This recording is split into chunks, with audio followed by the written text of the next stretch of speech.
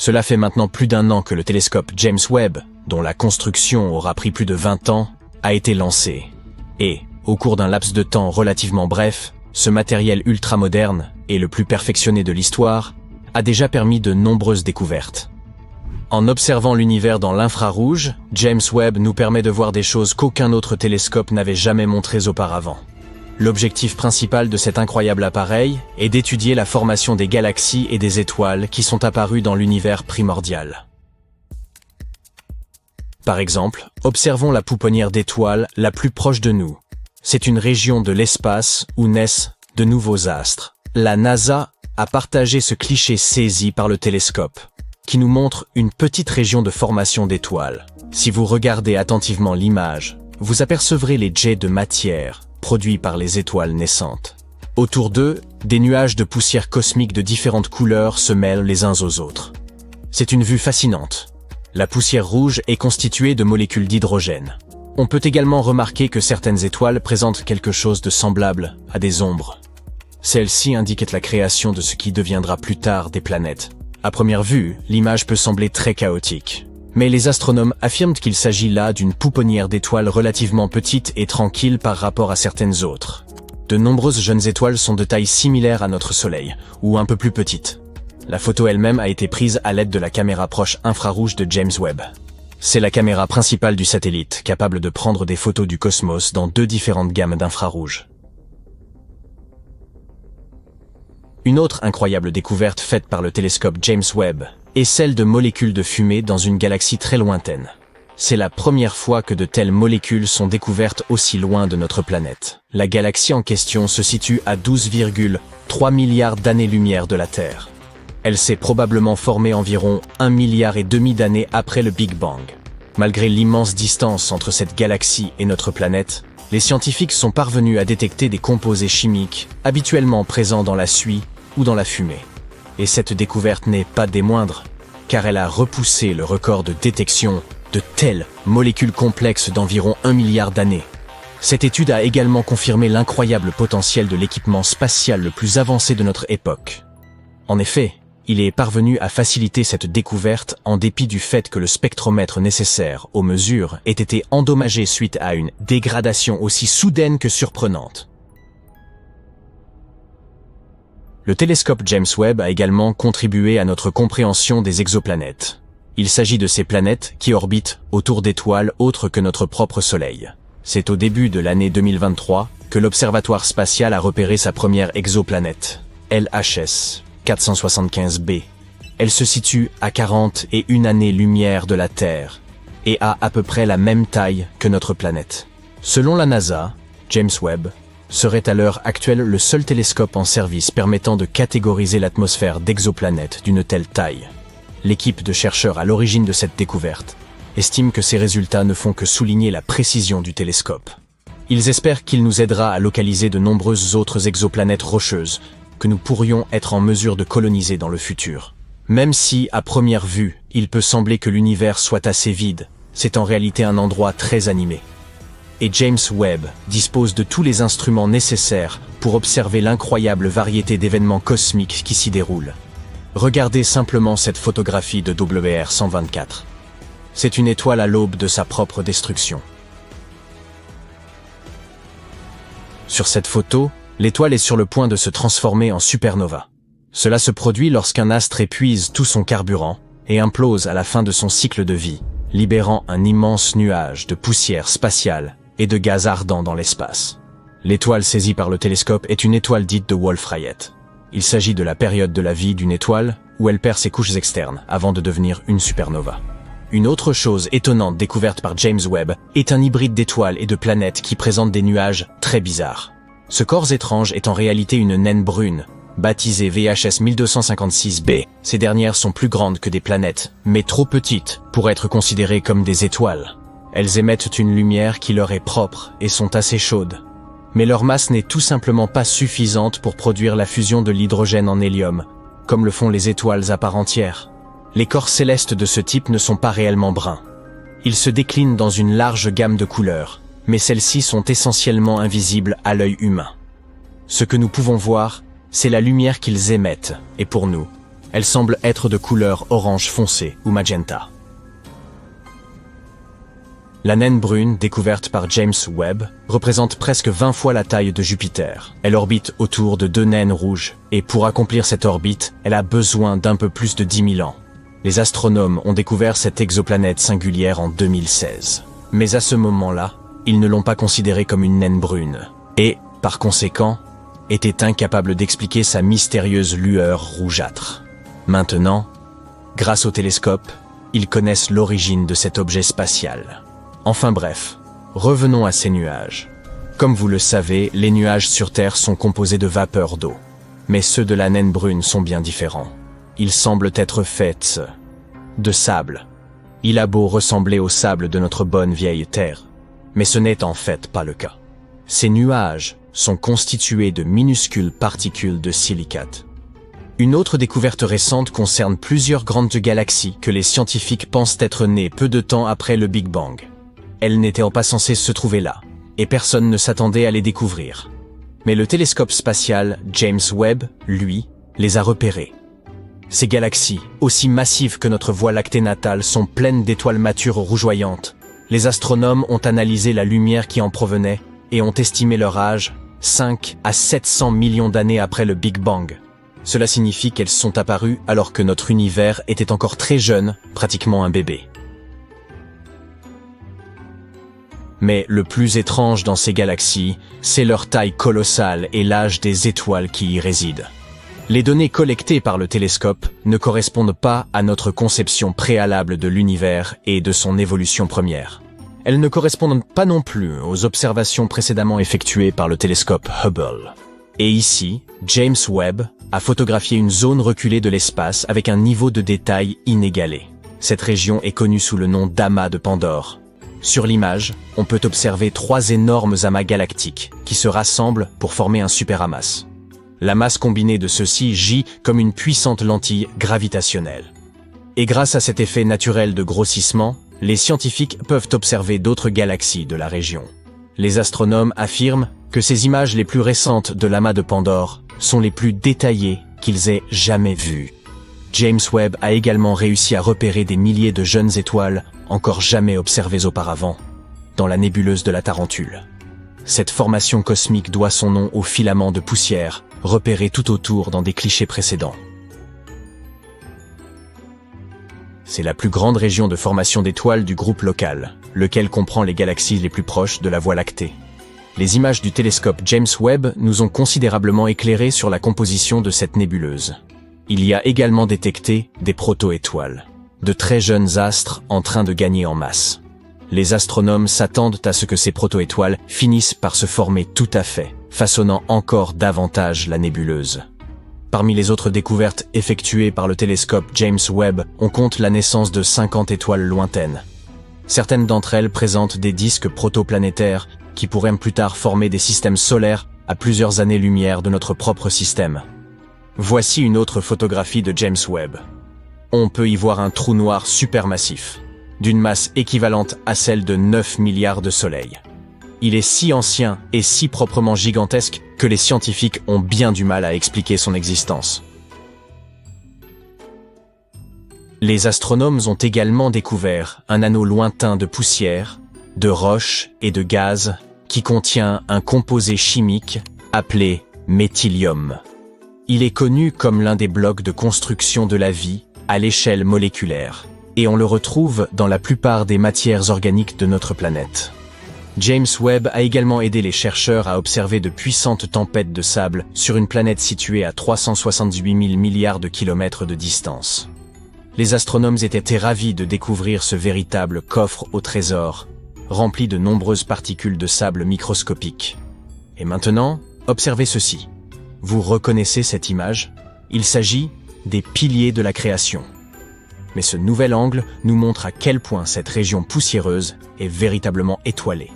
Vous pouvez comparer cette nouvelle photo avec celle prise par Hubble en 2014. C'est une preuve flagrante de nos progrès scientifiques. Le télescope spatial James Webb ou JWST est un peu le paparazzo intergalactique ultime. Il saisit des clichés de certaines des vedettes les plus célèbres de l'univers. Étoiles, galaxies, exoplanètes.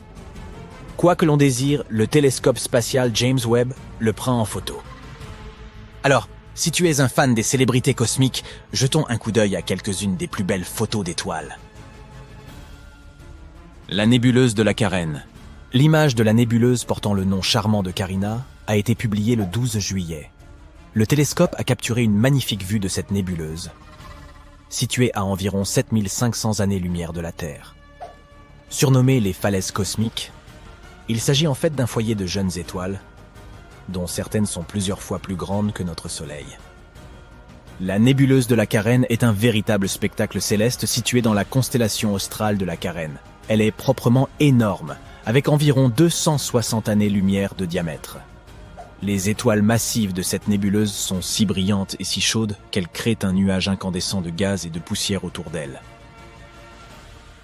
La nébuleuse de la Carène contient également des nuages tourbillonnants de gaz et de poussière où naissent de nouvelles étoiles. Le gaz s'effondre sous son propre poids, devient plus chaud et plus dense, et tout cela conduit finalement à la création de nouvelles étoiles. Cependant, la nébuleuse de la Carène n'est pas seulement un paisible lieu de formation d'étoiles. Elle est le théâtre de certains des événements les plus destructeurs de l'univers, capable de créer de prodigieuses ondes de choc qui anéantissent tout sur leur passage. C'est un majestueux chaos. Le quintet de Stéphane. Cette photo a également été publiée le 12 juillet. Le quintet de Stéphane est un groupe observable de 5 galaxies, situées à une immense distance de notre planète, soit environ 290 millions d'années-lumière dans la constellation de Pégase. C'est comme une réunion de familles cosmiques. Toutes ces galaxies sont liées les unes aux autres et interagissent les unes avec les autres d'une manière très intéressante. Elles s'étendent et s'attirent les unes les autres au moyen de leur gravité, échangeant constamment du gaz et de la poussière. Cette interaction entraîne la collision et la fusion de certaines galaxies, ce qui peut engendrer toutes sortes d'effets intéressants, comme des sursauts de formation stellaire et des supernovae. Grâce à James Webb, nous avons pu observer des ondes de choc, des queues de marée et d'autres détails étonnants de ces galaxies. Leurs interactions créent un spectacle époustouflant que l'on peut voir clairement sur cette photo. Jupiter. Et voici notre bonne vieille copine géante. Cette image a été publiée par la NASA le 22 août. Jupiter est la plus grande planète de notre système solaire. Elle est connue pour ses nombreuses lunes et ses magnifiques nuages tourbillonnants. Mais elle possède également un système d'anneaux, tout comme Saturne, qui sont constitués de minuscules particules de poussière en orbite autour de la planète. Ces anneaux sont beaucoup plus petits et moins visibles que ceux de Saturne, mais ils sont tout de même très intéressants. Jupiter possède également des aurores, qui sont des spectacles lumineux colorés se produisant dans l'atmosphère de la planète. Elles sont causées par les particules chargées du vent solaire qui interagissent avec le champ magnétique de Jupiter. Comme sur Terre, elles sont visibles près des pôles de la planète. Mais ces aurores sont beaucoup plus lumineuses et intenses que les nôtres. On peut même observer ce spectacle lumineux depuis l'espace. Et aujourd'hui, nous sommes enfin en mesure de capturer ce spectacle éblouissant. La photo du télescope spatial montre les aurores de Jupiter, ses anneaux et même deux de ses lunes, Amalthée et Adrastée. Il est étonnant de voir à quel point elles sont nettes et lumineuses sur cette photo. La galaxie de la roue de Chariot. La NASA a publié cette image le 2 août. Cette photo nous montre la galaxie de la roue de Chariot et ses proches voisines. Cette galaxie doit évidemment son nom à sa forme circulaire et elle ressemble un peu à une roue de bicyclette, n'est-ce pas? Il s'agit d'une masse géante et tourbillonnante d'étoiles, de gaz et de poussière, située dans les profondeurs de l'espace. Elle a la forme d'une roue à fuseau, avec de longs bras en spirale. Ces bras sont maintenus en l'état par la gravité de la région centrale, qui abrite un trou noir supermassif. Mais la galaxie de la roue de Chariot est un peu différente des galaxies spirales qui lui sont apparentées. Elle s'est formée lorsqu'une galaxie plus petite est entrée en collision avec une galaxie plus grande, créant une onde de choc qui s'est propagée dans le gaz et la poussière environnante. Nous devrons certainement visiter cette galaxie un jour et cela promet sans doute d'être un voyage endiablé. La galaxie spirale M74. Et voici une autre galaxie spirale. La NASA a publié cette image le 22 juillet. Le télescope James Webb a dû traverser d'épaisses couches de poussière et de gaz pour distinguer ce magnifique amas d'étoiles. M74 appartient à une classe spéciale de galaxies spirales connue sous le nom de galaxies de grand style. Cela signifie que ces bras spiraux sont visibles et clairement dessinés. Il se passe toutes sortes de choses étonnantes à l'intérieur des galaxies spirales. Des supernovas, des étoiles naissant dans des nuages de gaz et de poussière, et bien d'autres merveilles cosmiques. Le gaz et la poussière incandescents, les étoiles brillantes et les motifs tourbillonnants des bras spiraux en font l'un des objets les plus frappants de l'univers. C'est ce que l'on peut clairement voir dans l'exemple de M74, la nébuleuse de la Tarentule. Cette image de la nébuleuse au nom effrayant de Tarentule a été publiée le 6 septembre. La photographie couvre pas moins de 340 années-lumière. C'est une distance colossale. Grâce à cette image, les astronomes ont découvert de nouvelles jeunes étoiles qui étaient auparavant masquées par la poussière. La nébuleuse de la Tarentule est située à 160 000 années-lumière de nous, dans le grand nuage de Magellan. C'est la plus grande et la plus brillante région de formation d'étoiles du groupe local, les galaxies les plus proches de notre Voie lactée. Elle doit son nom à sa forme, qui ressemble un peu aux pattes d'une grosse araignée. Il s'agit d'une vaste région de l'espace, d'environ 1000 années-lumière de diamètre, qui abrite certaines des étoiles les plus massives et les plus lumineuses de l'univers. L'une des raisons pour lesquelles la nébuleuse de la Tarentule intéresse les scientifiques est sa composition. Celle-ci est proche de celle des régions d'étoiles, dites du midi cosmique. Ce que l'on appelle l'état de notre univers lorsqu'il n'était âgé que de quelques milliards d'années. À cette époque, la formation d'étoiles était à son apogée. Grâce au télescope James Webb, nous pouvons mieux étudier cette galaxie et découvrir ce qu'était notre univers au sommet de sa gloire. Les anneaux de Neptune. Cette photo a été publiée le 21 septembre 2022. Sur cette photo, on peut même voir 6 petites lunes à côté de la planète, avec Triton qui brille de 1000 feux en haut à gauche. Tu ne pensais quand même pas qu'il s'agissait du Soleil, n'est-ce pas? Eh oui, Neptune a aussi des anneaux. C'est un peu l'accessoire cosmique ultime. Ils ajoutent une touche de glamour et de style à la planète. Mais à la différence des bagues de joaillerie, ces anneaux sont faits de petites particules de poussière, plutôt que de diamants et d'or. 5 anneaux ont été baptisés autour de Neptune. Les anneaux de Gale, le Verrier, Lassell, Arago et Adams. Les chercheurs pensent qu'ils sont relativement jeunes, bien plus jeunes que notre système solaire, et bien plus récents que les anneaux d'Uranus, par exemple. Ils ont probablement été créés lorsque l'une des lunes intérieures de Neptune s'est approchée trop près de la planète et a été déchirée par sa gravité. Nous n'avions pas été en mesure d'observer les anneaux de Neptune aussi nettement depuis le passage de Voyager 2 en 1989. C'est donc une excellente occasion d'observer ces anneaux de plus près. Les piliers de la création. Cette photo a été publiée le 19 octobre. Les piliers de la création sont devenus célèbres grâce au télescope Hubble. Mais cette photo est encore plus impressionnante et beaucoup plus détaillée. Ces colonnes, situées dans la nébuleuse de l'Aigle, mesurent environ 5 années-lumière de haut, ce qui est vraiment, vraiment grand. Et elles ressemblent à de majestueuses formations rocheuses, en beaucoup plus transparent. À l'instar d'un plateau de tournage hollywoodien, il déborde d'action et d'effets spéciaux. 16 colonnes abritent certains des processus les plus spectaculaires de l'univers. Le gaz et la poussière s'effondrent sous l'effet de leur propre gravité, formant des amas qui finiront par devenir des étoiles. La région regorge de radiations intenses, de jets de particules à haute énergie et de supernovae. C'est comme une version cosmique de Survivor. Et comme si ce n'était pas assez effrayant en soi, voici une autre photo publiée par la NASA le 19 octobre. Elle a été partagée juste avant Halloween. Ici, les piliers ressemblent à une main sinistre qui s'étire pour attraper quelque chose. Brrr. Quoi qu'il en soit, toutes ces photos nous offrent un spectacle vraiment impressionnant. Elles nous rappellent l'incroyable complexité de l'univers et les choses étonnantes qui se produisent même dans les coins les plus sombres et les plus reculés du cosmos. Espérons que le télescope James Webb continuera de nous émerveiller à l'avenir. Ça y est, le télescope James Webb a été entièrement déployé. Si tu t'intéresses à l'astronomie ou à l'espace, tu peux te réjouir de cette avancée. Et voici pourquoi. Pour commencer, il est énorme. Le miroir primaire du JWST fait plus de 6 mètres de large. Le télescope spatial Hubble, le précédent plus grand œil de l'espace, a un miroir d'environ 2,27 mètres. À titre de comparaison, si tu plaçais les deux télescopes côte à côte, ce serait comme mettre un cheval à côté d'un éléphant. Un gros éléphant adulte. Il y a une raison parfaite pour laquelle le Webb, comme on l'appelle affectueusement, est massif. Ce n'est pas un télescope optique au sens traditionnel du terme, comme la plupart de ses semblables. Le JWST est un télescope infrarouge. Il perçoit la chaleur. La lumière infrarouge a une longueur d'onde plus longue que la lumière visible. Il a donc besoin d'un miroir plus grand pour focaliser cette lumière. Avec le télescope spatial James Webb, nous avons deux choses jamais vues auparavant. D'une part, une technologie inédite et d'autre part, des missions scientifiques incroyables. Les missions et la technologie sont toutes deux à la pointe du progrès. Le Webb est un exemple classique d'ingénierie au service de la science.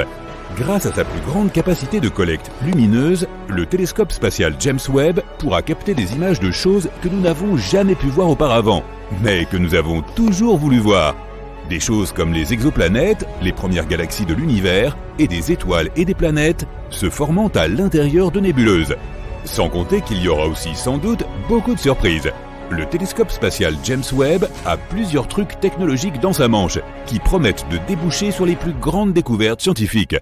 Le Webb possède un coronographe, qui plus est, très spécial. Le coronographe est l'outil qui permettra de prendre les premières vraies photos d'exoplanètes.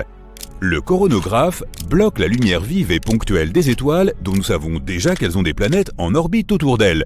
Sans le coronographe, la lumière de ces étoiles rendrait les choses trop brillantes pour voir les exoplanètes, qui sont des centaines de milliers de fois plus ternes que leur étoile. Mais avec le coronographe qui bloque la lumière des étoiles, les exoplanètes sont visibles. Et le coronographe du JWST peut bloquer la lumière d'une centaine d'étoiles en même temps. Nous pouvons nous attendre à un essaim d'exoplanètes. Cela nous amène au prochain gadget high-tech dont le JWST est équipé, un spectrographe sans fente. Habituellement, un spectrographe ordinaire a une fente pour permettre à un éclat de lumière d'entrer et d'être diffracté. La diffraction est la dispersion de la lumière pour révéler le spectre des longueurs d'onde qui la composent. Mais le travail du télescope spatial James Webb est si sensible qu'un éclat de lumière submergerait l'optique. Un spectrographe sans fente a donc été installé. La lumière des étoiles recueillie par le grand miroir est envoyée dans un câble en fibre optique pour n'envoyer qu'un seul point de lumière dans le spectroscope. Et c'est là que le grisme prend le relais. Sir Isaac Newton a utilisé un prisme pour découvrir le spectre de la lumière du Soleil, comme tu t'en souviens peut-être. Mais le Webb utilise un grisme. C'est un mot anglais fabriqué à partir de deux autres, Grated Prism, qui signifie prisme à grille. Cela signifie qu'il a de toutes petites rainures qui diffractent le point de lumière que le grand miroir envoie le long du câble en fibre optique et dans le spectrographe. La science qui consiste à lire un spectre de lumière s'appelle la spectroscopie. En analysant les spectres lumineux provenant des exoplanètes, le JWST déterminera quels gaz se trouvent dans l'atmosphère de celle-ci, ainsi que leur densité et même leur température. C'est une avancée incroyable dans nos connaissances. Nous serons capables de dire si une planète contient de l'oxygène ou de l'azote ou du méthane, voire d'autres gaz qui pourraient ou non indiquer que la planète est habitable. Une autre Terre peut-être. Actuellement, le JWST est stationné dans son emplacement permanent. Contrairement au télescope spatial Hubble qui tourne autour de la Terre, le télescope spatial James Webb tourne autour du Soleil. Il orbite autour du Soleil à l'un des points d'équilibre gravitationnel entre le système Terre-Soleil. Il reste simplement là, n'utilisant pas ou très peu de carburant pour maintenir sa position. Comme la Terre est en orbite autour du Soleil, le James Webb stationne à un endroit qui est aussi en orbite autour du Soleil. Il existe 5 points d'équilibre gravitationnel entre la Terre et le Soleil. On les appelle les points de Lagrange, du nom de leur découvreur, Joseph-Louis Lagrange, au XVIIIe siècle. Le Webb est stationné sur le point L2, le deuxième des 5 points de Lagrange qui se trouve à 1,5 million de kilomètres dans l'espace, bien au-delà de la Lune. Tout cela pour observer un point de lumière infrarouge. Mais d'abord, les ingénieurs doivent trouver ou acquérir ce point de lumière. Pour obtenir un point de lumière infrarouge, les 18 miroirs hexagonaux ont dû être dépliés depuis leur position à l'intérieur de la fusée Ariane qui a envoyé le Webb dans l'espace. Une fois les miroirs dépliés, leurs positions doivent être ajustées avec une précision microscopique pour que les 18 miroirs produisent une seule image. Plusieurs moteurs minuscules sont fixés à chaque segment de miroir pour effectuer ces ajustements. Ces moteurs, qui doivent être activés individuellement, vont progressivement tirer les segments de miroir en forme de nid d'abeille pour les aligner. C'est une partie essentielle de la mission et il faut des mois pour la mener à bien.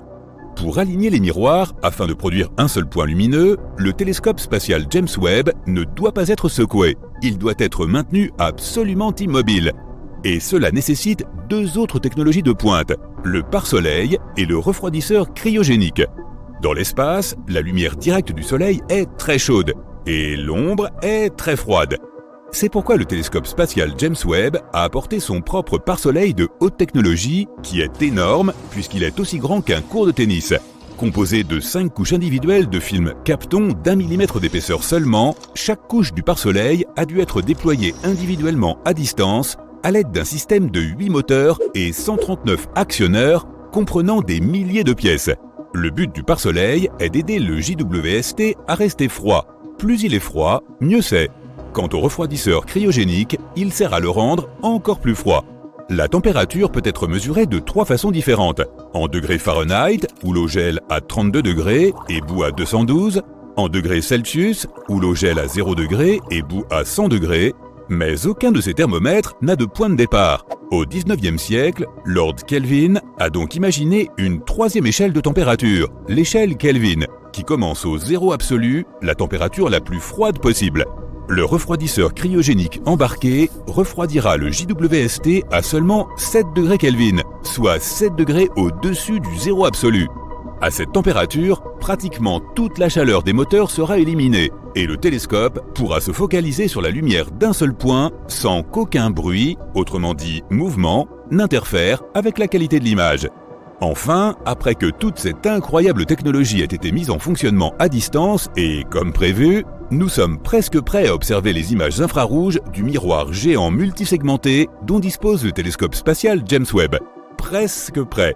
Un télescope peut collecter toute la lumière qu'il veut, mais au final, il doit aussi être capable de détecter ce qu'il a collecté. Si la lumière n'est pas détectée, elle n'est pas vraiment observée. C'est là qu'interviennent les détecteurs infrarouges. Le Webb en possède 15. Ce matériau semi-conducteur spécialement fabriqué produit une légère charge électrique lorsqu'il est frappé par un photon de lumière infrarouge. Les détecteurs infrarouges du Webb peuvent produire une image haute définition d'1 million de pixels. Quelques-uns des détecteurs peuvent même produire une image de 4 millions de pixels. Ils doivent être suffisamment durables pour durer 10 à 20 ans, sans se déformer ou se corrompre, tout en travaillant à 7 degrés au-dessus du zéro absolu. À eux seuls, les détecteurs infrarouges du JWST sont une merveille d'ingénierie. Mais de quoi vont-ils prendre des photos? On en vient aux missions du JWST. Elles sont aussi à la pointe du progrès. 70 des 280 premières observations cibles sont des exoplanètes. Y a-t-il une autre Terre? Quelles exoplanètes semblent habitables? Le télescope Webb fournira une analyse spectroscopique détaillée de l'atmosphère de milliers d'exoplanètes connues. Pour la première fois, nous verrons des images d'exoplanètes telles qu'elles apparaissent dans la lumière infrarouge. La cosmologie, l'étude de l'univers, est peut-être la mission principale du Webb. Les galaxies qui s'éloignent si vite que leur lumière est étirée dans l'infrarouge seront une cible de choix pour l'étude. Des centaines d'heures d'observation sont nécessaires pour recueillir la faible lumière infrarouge de ces premières galaxies formées après le Big Bang. Le JWST nous donnera une image de ce à quoi ressemblait l'univers naissant. Les astronomes apprendront de nouvelles informations sur l'énergie noire, qui est à l'origine de l'expansion de l'univers, et sur le rôle que jouent peut-être les trous noirs dans la formation des galaxies. La formation d'étoiles dans la Voie lactée et les galaxies proches fait aussi partie des missions du Webb. En donnant une image à des centaines de systèmes solaires se formant autour d'étoiles naissantes, les astronomes établiront une histoire précise du développement des systèmes solaires.